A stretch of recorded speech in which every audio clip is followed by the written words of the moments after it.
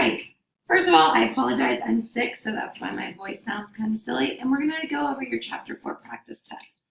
Number 1.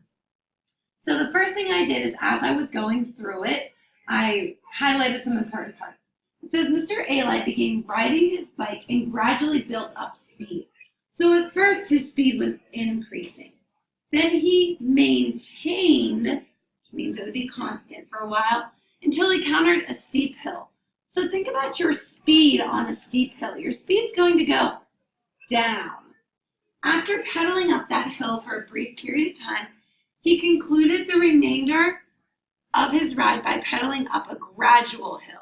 So his speed's still probably going to be going down, but since it's gradual, it's probably not going to be quite as steep as that. It might be like that or even pretty level. Choose a graph that best represents this. So I put together all of my dots and it said it went there, then there, and there, and there. Oh, that looks like graph B. So that would be graph B. Graph A would describe it. It would say his speed went up, then his speed went down, then it stayed constant, and then his speed increased. His speed never increased again. Number 2, at a concession stand, a can of Pepsi sells for $1.50. Sketch a graph to show the total cost if a customer buys 0, 1, 2, 3, or 4 cans. Tell whether it is continuous or discrete. Well, I first thought, I know this is going to be discrete because it's a specific number of cans. You cannot buy half of a can. So 0 always goes in the corner, and your title labeled X is already here. And because it only goes 0, 1, 2, 3, 4, do not write them real scrunched, 1, 2, 3, 4. So let's spread them out. So I'm going to go 0, skip a line 1, skip a line 2, skip a line 3, skip a line 4.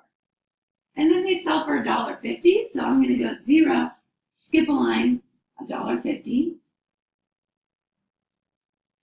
skip a line 3, skip a line 4.50, skip a line 6, skip a line 7.50, and then connect my dots. 0 costs $0. This is often the point that is forgotten. It might even be helpful to make a table. Don't forget about the 0 because it specifically says 0. 1 can is $1.50. 2 cans are $3. 3 cans are $4.50, and 4 cans would cost $6. Number 3, express the relation -2, 3, 2, 3, 5, 3, and -2, 4 as a method diagram. So these are your X's on the left, and these are your Y.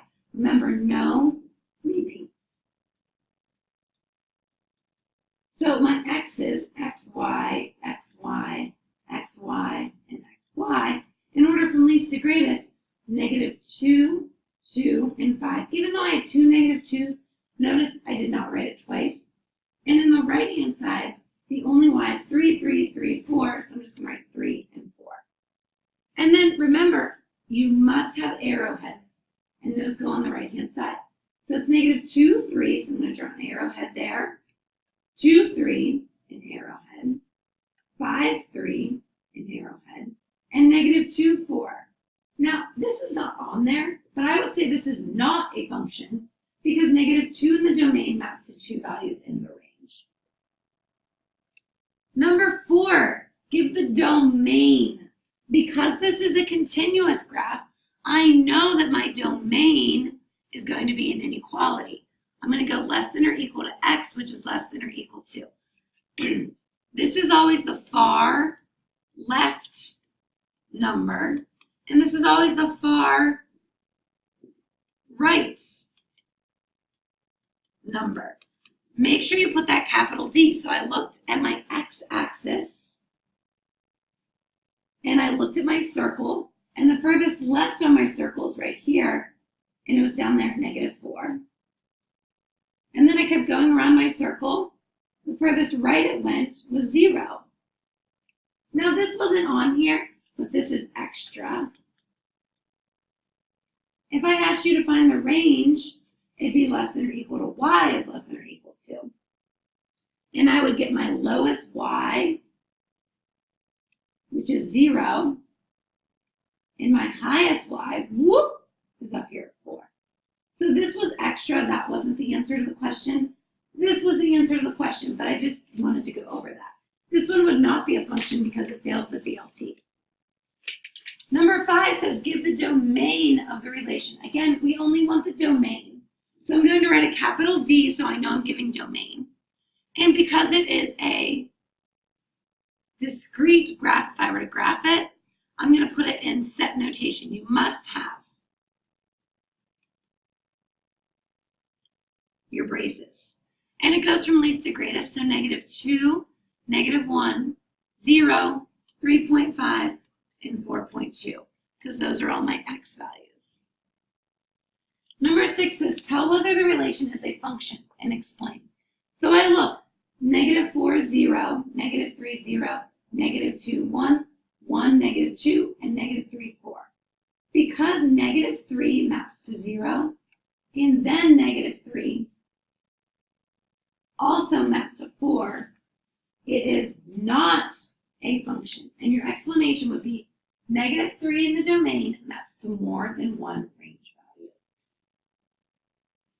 Then you would need to have all of that on there. Number 7, determine a relationship between your x and y values and write an equation. Now for this one, I couldn't think of an easy addition, subtraction, multiplication, or division. So I looked to my 0, 1. And I know that it's going to be y equals something plus 1. I personally always think it's easier. Let's look here. 4 to 17. 4 times 4 equals 16 plus 1 equals 17.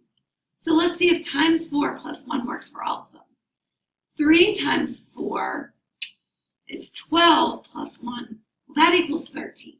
So it's not 4x plus 1. Okay, well then let's look here. 3 times 3 equals 9 plus 1.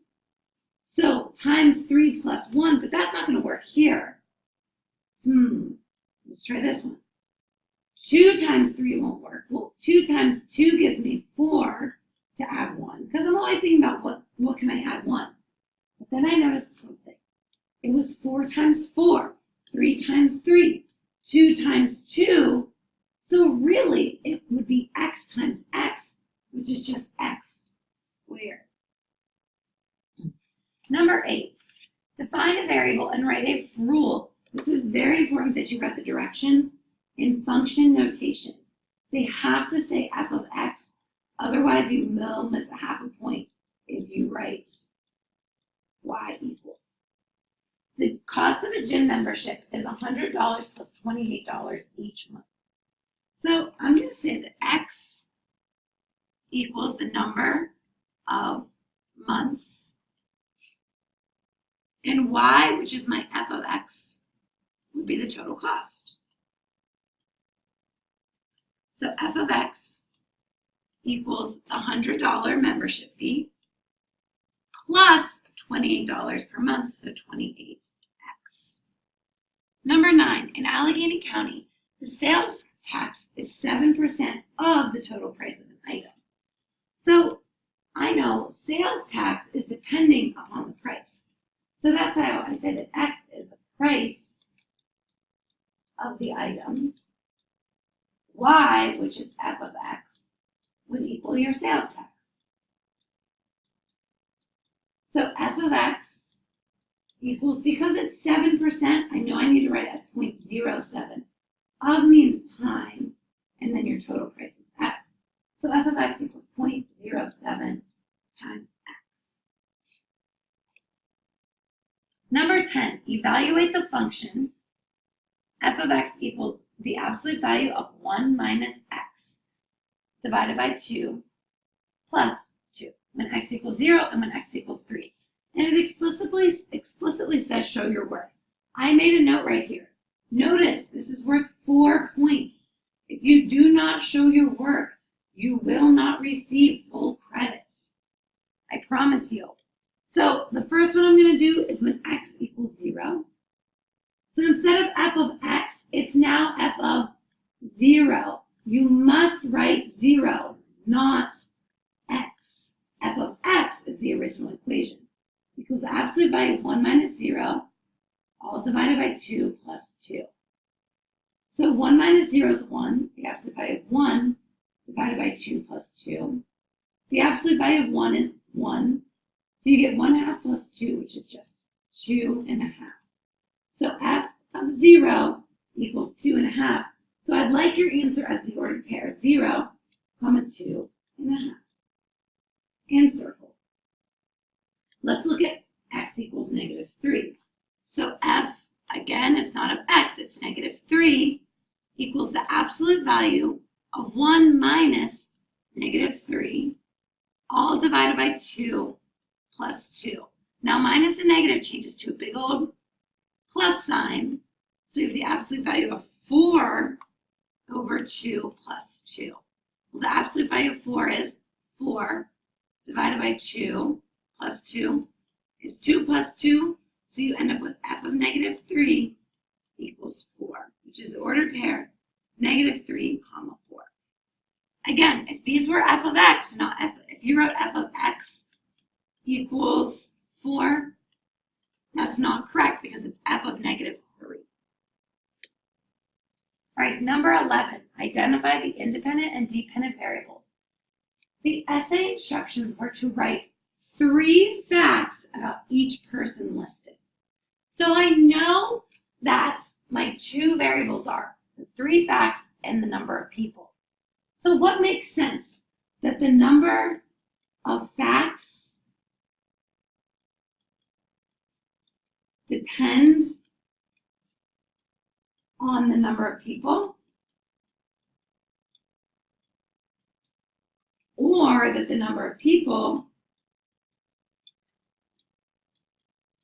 depend on the number of facts. Well, because you write 3 about each person, this one makes sense. So because its number of facts depend, number of facts